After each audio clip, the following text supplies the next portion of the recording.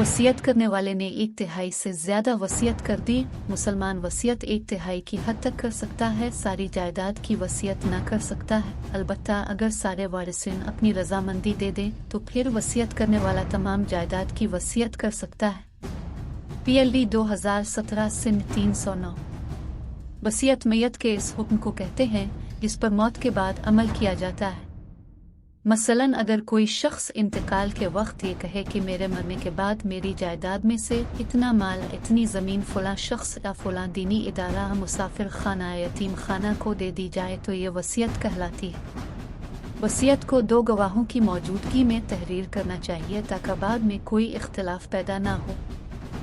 1/3 जायदाद में वसीयत का नाफिज करना वारिसों पर वाजिब है, यानी मसलन अगर किसी शख्स के कफन दफन के अखराजात, दीगर वाजिबी हुकूक और कर्ज की अदायगी के बाद 9 लाख रुपए की जायदाद बचती है तो 3 लाख तक वसीयत नाफिज करना वारिसीन के लिए जरूरी है। 1/3 से ज्यादा वसीयत नाफिज करने और न करने में वारिसीन को इख्तियार है। किसी वारिसा तमाम वारिसीन को महरूम करने के लिए अगर कोई शख्स वसीयत करे तो ये गुनाह कबीरा है, जैसा कि नबी अकरम सल्लल्लाहु अलैहि वसल्लम ने इरशाद फरमाया, जिस शख्स ने वारिस को मीरास से महरूम किया अल्लाह ताला क़यामत के दिन उसको जन्नत से महरूम रखेगा कुछ अरसा के लिए। इब्न माजा व बाकी के इंतकाल के बाद तरका जायदाद रकम की तकसीम सिर्फ और सिर्फ विरासत के कानून के एतबार से होगी।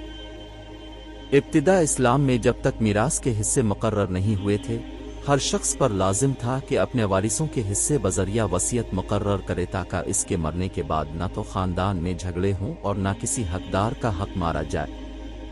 लेकिन जब बाद में तकसीम विरासत के लिए अल्लाह ताला ने खुद उसूल और ज़वाबित बना दिए जिनका जिक्र सूरा अल-इंसाफ में है, तो फिर वसीयत का वजूब खत्म हो गया।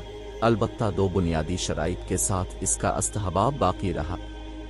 एक, जो शख्स विरासत में मुतय्यन हिस्सा पा रहा है इसके लिए वसीयत नहीं की जा सकती है, मसलन माँ, बाप, बीवी, शौहर और औलाद, जैसा कि हुजूर अकरम सल्लल्लाहु अलैहि वसल्लम ने हज्जातु अलविदा के मौके पर तकरीबन 1.5 लाख सहाबा किराम के मजमा के सामने इरशाद फरमाया, अल्लाह ताला ने हर वारिस का हिस्सा मुकर्रर कर दिया है, लिहाजा अब किसी वारिस के लिए वसीयत करना जायज़ नहीं है।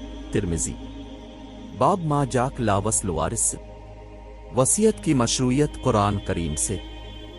1, अल्लाह ताला इरशाद फरमाता है, तुम पर फर्ज किया गया है कि अगर तुम में से कोई अपने पीछे माल छोड़कर जाने वाला हो तो जब उसकी मौत का वक्त करीब आ जाए वो अपने वालिदैन और करीबी रिश्तेदारों के हक में दस्तूर के मुताबिक वसीयत करे। ये मुत्तकी लोगों के जिम्मा एक लाजमी हक है। फिर जो शख्स इस वसीयत को सुनने के बाद इसमें कोई तब्दीली करेगा तो उसका गुनाह उन लोगों पर होगा जो इसमें तब्दीली करेंगे। यकीन रखो कि अल्लाह सब कुछ सुनता जानता है। हाँ, अगर किसी शख्स को ये अंदेशा हो कि कोई वसीयत करने वाला बेजा तरफदारी या गुनाह का इर्तिकाब कर रहा है और वो मुताल्लिका आदमियों के दरमियान सुलह कर दे तो इस पर कोई गुनाह नहीं। बेशक अल्लाह ताला बहुत बख्शने वाला, बड़ा मेहरबान है। सूरत अल-बकरा 180, 182। वसीयत का लाजिम और फ़र्ज होना। ये हुक्म इस ज़माना में दिया गया था जबकि विरासत के अहकाम नाजिल नहीं हुए थे। अल्लाह ताला ने वसीयत का हुक्म बतदरीज नाजिल फरमाया।